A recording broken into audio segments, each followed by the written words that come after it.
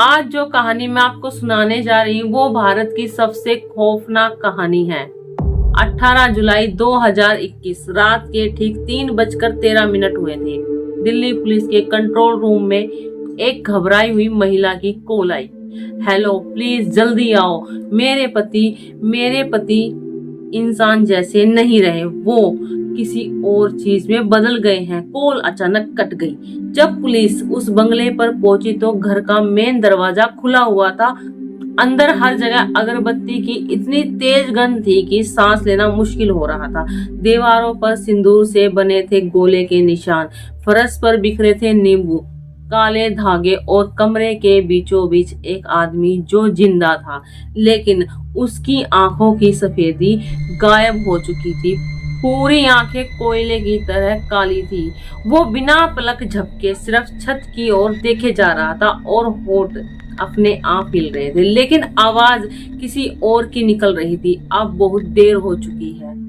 उस आदमी का नाम था आदित्य मल्होत्रा, दिल्ली का एक सफल बिजनेसमैन जिसकी शादी सिर्फ 8 महीने पहले हुई थी। निशा नाम की लड़की थी। हर किसी को लगता था कि दोनों की शादी परफेक्ट है। सोशल मीडिया पर मुस्कुराती तस्वीरें, महंगी कारें, विदेश यात्राएं, लेकिन कैमरे में जो दिखाई देते हैं वो असली जिंदगी की कहानी नहीं होती। शादी के पहले 3 महीने सब कुछ नॉर्मल था, लेकिन चौथे महीने से आदित्य को अजीब से सपने आने लगे। हर रात एक औरत लाल साड़ी में बिना चेहरा दिखाए उसके बिस्तर के पास खड़ी रहती थी। वो कुछ बोलती नहीं थी, बस अपनी उंगली से जमीन की तरफ इशारा करती। जब आदित्य नीचे देखता, वहां मिट्टी नहीं बल्कि इंसानी बालों के ढेर होते थे, और उसी ढेर में एक काला हाथ धीरे धीरे बाहर निकलता। तभी उसकी आंखें खुल जाती। शुरुआत में उसे लगा कि ये तनाव है, लेकिन कुछ दिनों बाद उसे समझ आया, सपना खत्म नहीं हुआ, वो हकीकत बनने लगा। एक रात उसे सच में लगा कि कोई उसके बेड के पास खड़ा है। उसने आंख खोली, कमरे में कोई नहीं था, लेकिन बिस्तर के नीचे धीरे धीरे किसी के नाखून घिसने की आवाज आ रही थी। आदित्य ने मोबाइल की फ्लैश लाइट ऑन की, नीचे झांका, वहां कुछ भी नहीं था। वो घबरा गया, लेकिन अगली सुबह उसके पैरों पर 5 लंबे नाखूनों के निशान बने हुए थे।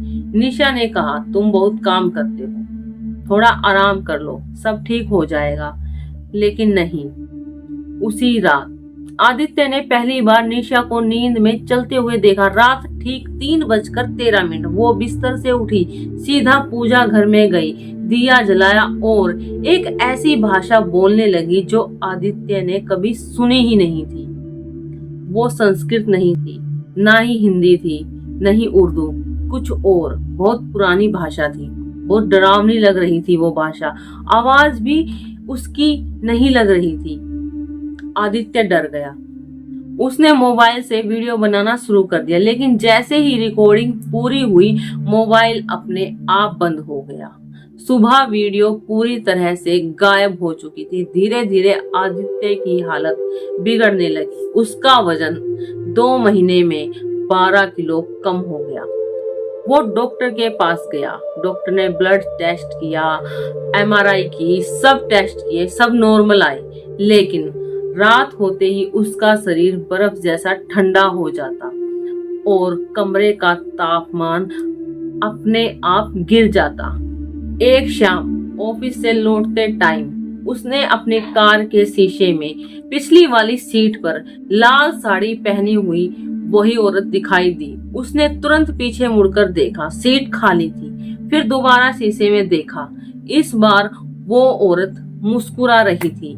उसकी आंखें नहीं थी, सिर्फ आंखों की जगह काले गड्ढे थे। आदित्य ने डरकर ब्रेक मारा। कार डिवाइडर से जाकर टकरा गई, लेकिन जब लोग उसे बाहर निकाल रहे थे तो एक बूढ़े आदमी ने सिर्फ एक बात कही, बेटा, तुम्हारे पीछे कोई जिंदा इंसान नहीं बैठा था।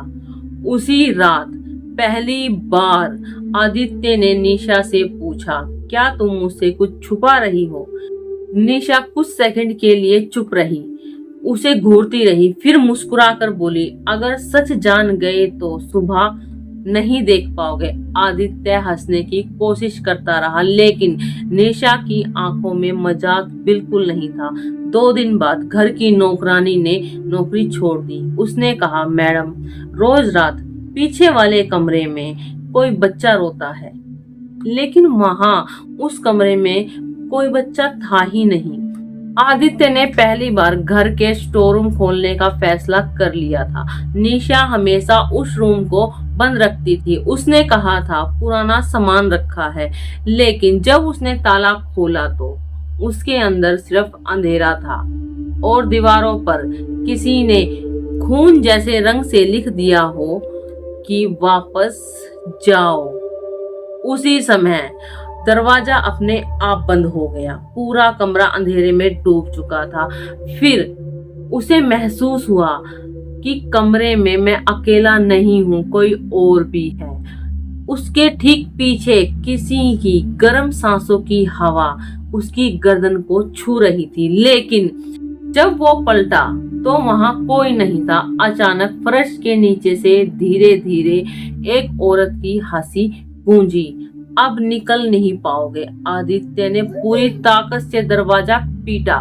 आखिरकार दरवाजा खुल गया और वो बाहर निकल गया, लेकिन भागते भागते उसकी नजर स्टोर रूम के कोने पर पड़ी, जहां धूल के नीचे लकड़ी का एक छोटा सा दरवाजा बना हुआ था, जैसे उसके नीचे कोई तहखाना छुपा हो। और उसी पल पीछे से निशा की आवाज आई, वो भी बहुत धीमी आवाज, लेकिन बर्फ जैसी ठंडी।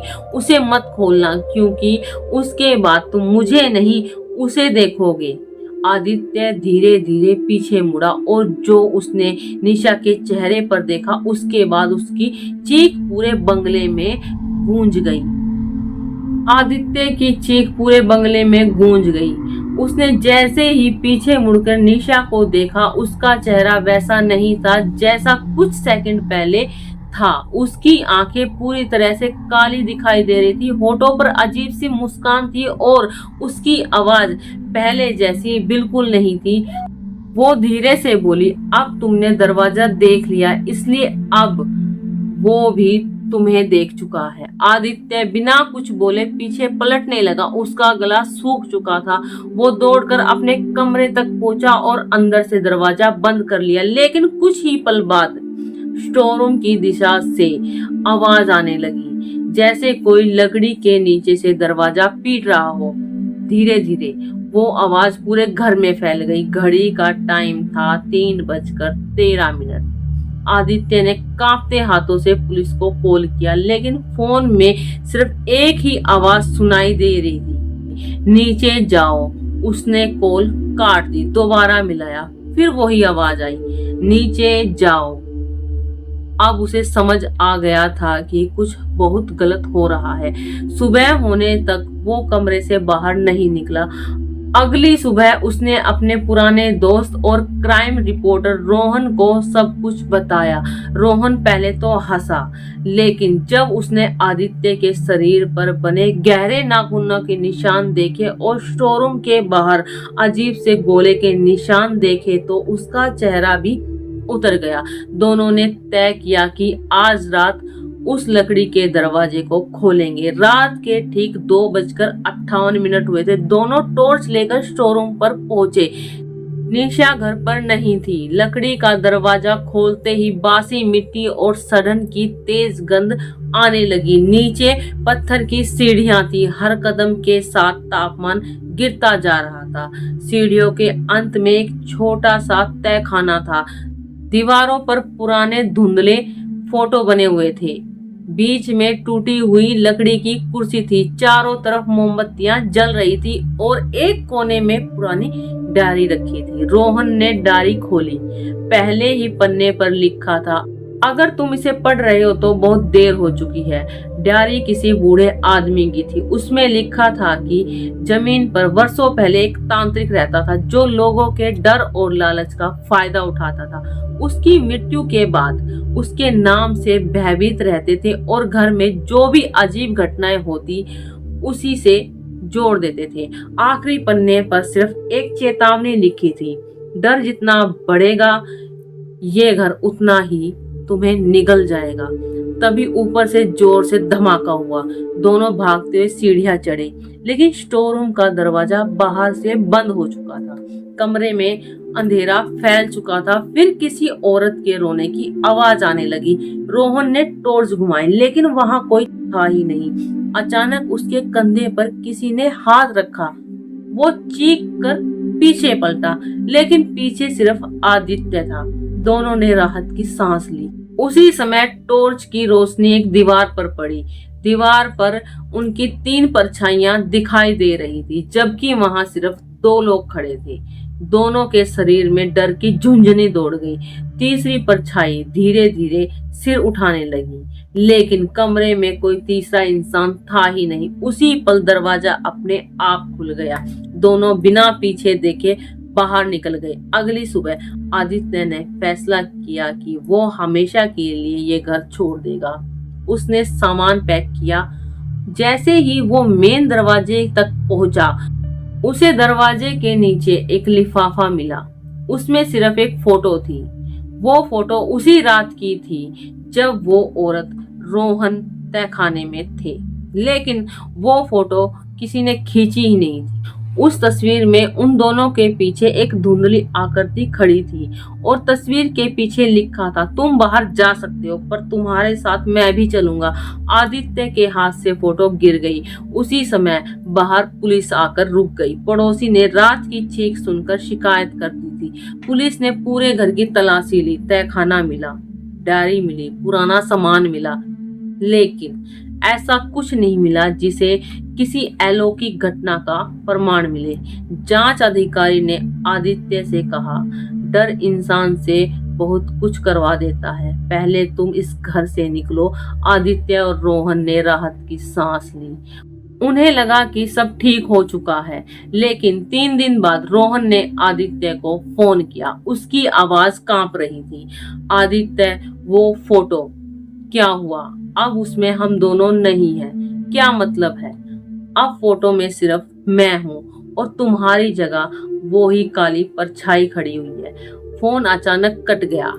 आदित्य ने दोबारा कॉल किया, कोई जवाब नहीं आया। जब रोहन घर पहुंचा तो दरवाजा खुला हुआ था।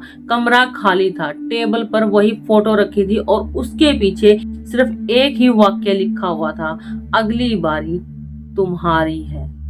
दोस्तों, अगर आपको मेरी ये वीडियो पसंद आई तो वीडियो को लाइक करना, शेयर करना और मेरे चैनल को सब्सक्राइब जरूर करना। नमस्ते।